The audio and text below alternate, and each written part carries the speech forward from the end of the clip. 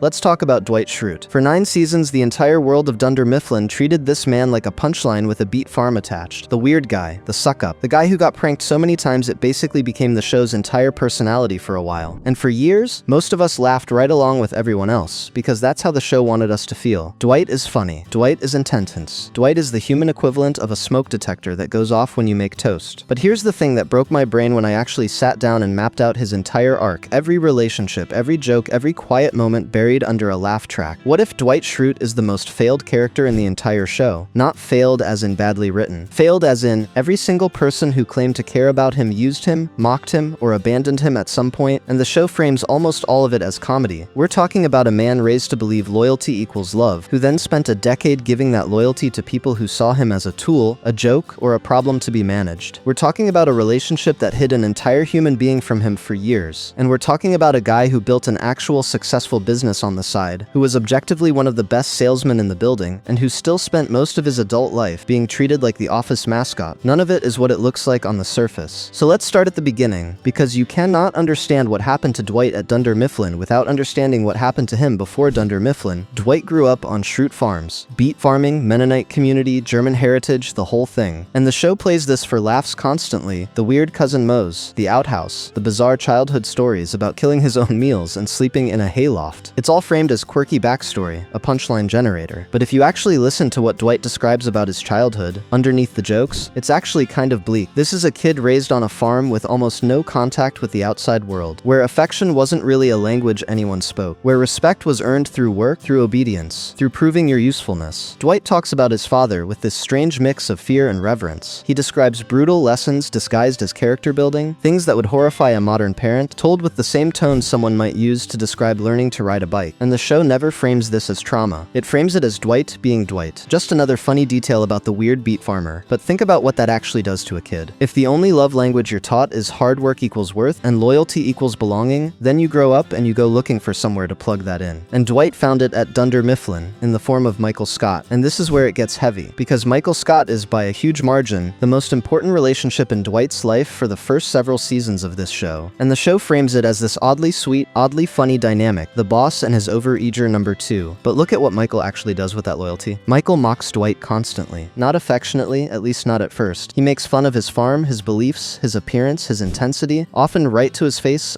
often in front of the entire office. He uses Dwight's eagerness as a punching bag whenever he needs to feel superior to someone, which, let's be honest, is most of the time, because Michael's own self-esteem is held together with duct tape and desperation. And then there's the title, assistant to the regional manager. Michael gives Dwight this title like it's an honor, like it's a promotion, and Dwight wears it like a badge for years. He corrects people constantly. Assistant to the regional manager, not assistant regional manager. There's a difference. And it's one of the show's longest running jokes. But step back from it for a second. What is that title actually? It's nothing. It's a piece of paper with no raise, no real authority, no actual change in his job. It is functionally a joke that Michael played on Dwight, dressed up as a reward. And Dwight took it as the most meaningful validation of his entire career. For years, he built part of his identity around a title that was, in practice, a punchline that he wasn't in on. Michael literally weaponized Dwight's desperate need to be recognized and turned it into one of the show's funniest recurring bits, and Dwight never got the joke, because to Dwight, it wasn't a joke. It was the first time someone in a position of power told him he mattered. That's not a sweet dynamic. That's a man exploiting another man's emotional starvation for laughs, and the show is so charming about it that almost nobody clocks it. Now let's talk about Jim, because if Michael exploited Dwight's loyalty, Jim exploited his loneliness. And I want to be careful here, because Jim Halpert is one of the most beloved characters in the show, and for good reason. He's charming, he's likable, the camera loves him. But the camera loving someone is exactly how you get away with things for years without anyone questioning it. Think about the sheer scale of what Jim does to Dwight. The desk moved into the bathroom, the stapler frozen in jello, repeatedly, convincing Dwight that the printer is haunted, building an entire fake identity, complete with a costume and an accent, just to mess with him for an extended bit, hiding his car keys in a vending machine and selling them back to him for actual money, filling his entire desk drawer with gelatin, telling him that CPR has been retrained and now everyone holds their breath instead of doing chest compressions, a prank that, if Dwight had ever actually used it on a real person, could have killed someone. Individually, sure, these are jokes. The show treats them as the heart of the series, Jim and Dwight, frenemies, the emotional backbone of the whole thing. But add them all up, season after season, and what you actually have is nearly a decade of one coworker systematically humiliating another coworker, using his trust and his gullibility as raw material for entertainment, with almost zero pushback from HR, from management, from anyone. And here's the part that really gets me. Jim's life, throughout all of this, keeps getting better. He gets the girl, he gets promotions, he gets entire storylines built around his growth, his romance, his ambitions. Dwight, meanwhile, is the guy whose entire arc, for years, is being the target. The guy whose desk gets destroyed, whose beliefs get mocked, whose intensity gets treated as a flaw to be laughed at rather than a personality to be understood. And when they do eventually become something like real friends, later in the show, notice whose terms that friendship operates on. It's Jim who decides when Dwight is worth taking seriously. It's Jim who gets to be the cool, reasonable one, while Dwight is still, even in his best moments, the slightly ridiculous guy who needs Jim's approval to feel like things are okay. But none of it compares to what Angela does to him. Angela and Dwight's relationship is, on the surface, one of the show's weirder romances. Two intense, rigid people who somehow fit together. And for a while, it actually is kind of sweet in its own strange way. Dwight is devoted to her, completely. He keeps a literal shrine in his desk. He proposes. He builds his entire emotional world around this woman. And then Angela cheats on him with Andy while she's still engaged to Dwight. That alone is bad enough, but here's where it goes from bad to genuinely cruel. Angela gets pregnant, and there's a real chance, a strong chance, that the baby is Dwight's. And Angela, knowing this, marries Andy instead and lets everyone, including Dwight, believe the child is Andy's son. Think about what that means. Dwight may have a son walking around for years, a son he's allowed to be near, allowed to interact with, but never told the truth about. The show plays this out slowly, dropping hints, letting the audience piece it together before the characters do. And when Dwight eventually does find out, when he gets the DNA test, when he learns that Philip is his son, the show treats it as this big emotional reveal, and it is, but step back and look at what actually happened to this man. The woman he loved most, the person he built his entire emotional future around, lied to him about the existence of his own child for years, because it was more convenient for her image, her marriage, her standing in the church choir. And Dwight, the man who values loyalty above almost everything else, who was raised to believe that loyalty is the highest form of love, gave his loyalty to someone who hid his child from him. And here's the thing that makes it worse. Even after all of that, even after everything, Dwight doesn't get to be angry for very long. The show moves quickly toward resolution, toward Dwight and Angela ending up together, toward a happy ending, and maybe that is genuinely what's best for everyone involved. But emotionally, narratively, Dwight never really gets to sit in the wreckage of what was done to him. He just kind of absorbs it and moves forward, because that's what Dwight does. That's what he's always done. Now here's where I want to zoom out, because it's not just Michael, Jim, and Angela. It's the entire office as a system and how it treats Dwight's competence. Because here's a fact that gets buried under all the jokes. Dwight is genuinely, consistently one of the best salesmen at Dunder Mifflin. Not good for a weird guy. Actually good. Top of the sales charts repeatedly for years. He runs his farm as an actual working business on the side, a business that, by the way, eventually becomes successful enough that he ends up owning literal real estate and running a profitable agritourism operation, complete with a bed and breakfast that people genuinely want to stay at. But within the show's world, none of that ever translates into respect. When Dwight tries to lead, whether it's running safety drills, organizing the office during a crisis, or stepping into management roles, the show frames it as comedy. His intensity, the exact same intensity that makes him a top performer, becomes the joke whenever he tries to apply it to leadership. Compare that to how the show treats Michael's incompetence, which somehow gets framed as endearing, lovable, the heart of the office. Or how it treats Jim's laziness for years, which gets framed as relatable, the easygoing everyman just trying to get through the day. Dwight works harder than almost anyone in that office, genuinely cares about Dunder Mifflin as a company in a way most of his coworkers never do, and the show's reward for that is making him the butt of the joke over and over, season after season. And there's a Reddit thread, a long one, where people started actually tallying up Dwight's accomplishments versus how the show treats him, and the gap is almost uncomfortable once you see it laid out. Top salesman, successful farm owner, eventually building an actual award-winning bed and breakfast, the guy who studies for management roles when nobody else bothers, the guy who actually tries to understand the business side of the company when corporate threatens layoffs. And the show's response to almost all of it for years is to make sure the audience laughs at him before they can take him seriously. So when does Dwight ever get to just be taken seriously? When does anyone in his life actually see him fully without the joke attached? Honestly, almost never, until the very end. By the time the show wraps up, Dwight ends up running the branch. He marries Angela. He gets the ending that, on paper, looks like a win. And in the documentary crew's final interviews, people who spent years mocking him suddenly start saying things they never said to his face. Jim talks about him with real affection. People acknowledge his work ethic, his loyalty, the fact that underneath all the intensity, he genuinely loved that office and the people in it more than almost anyone else did. But notice the timing. All of that acknowledgement comes at the very end, packaged as nostalgia, as the show wrapping up loose ends. For 9 seasons in real time, while it actually mattered, while Dwight was standing right there, hoping someone would take him seriously, hoping someone would notice the work, the loyalty, the genuine care underneath the weirdness, almost nobody said it. They just kept laughing, and that's the part that sits with me. Dwight Schrute spent his entire adult life trying to prove he belonged somewhere, using the only tools his upbringing gave him: total loyalty, relentless work, and an almost desperate need for hierarchy and approval. And the people around him took that loyalty and turned it into entertainment. Michael turned it into a running gag, Jim turned it into nearly a decade of pranks, Angela turned it into a secret that lasted years. And through all of it, Dwight kept showing up, kept working harder than everyone else, kept being loyal to people who, if you actually tally it up, rarely deserved it. The show calls this comedy, and a lot of the time it genuinely is funny. But underneath the laughs, there's a guy who just wanted to matter to the people around him, who built his entire identity around being useful and devoted, because that's the only kind of love he was ever taught existed. And almost everyone in his life took that devotion and either laughed at it, exploited it, or hid the truth from him because of it. He got his happy ending eventually, but he spent most of the show as the only person at Dunder Mifflin who was genuinely, fully invested in everyone else, and the only one nobody bothered to invest back in until the cameras were already packing up. And maybe that's the real tragedy of Dwight Schrute. Not that people laughed at him, not that he was weird, not even that he spent years being underestimated. It's that beneath all the beat farms, survival kits, and bizarre Schrute family stories was someone who never stopped showing up for the people he cared about, even when they didn't do the same for him. But what do you think? Was Dwight the most misunderstood character in The Office? Or am I giving him way too much credit? Let me know in the comments, and if you enjoyed the video, don't forget to like, subscribe, and I'll see you in the next one.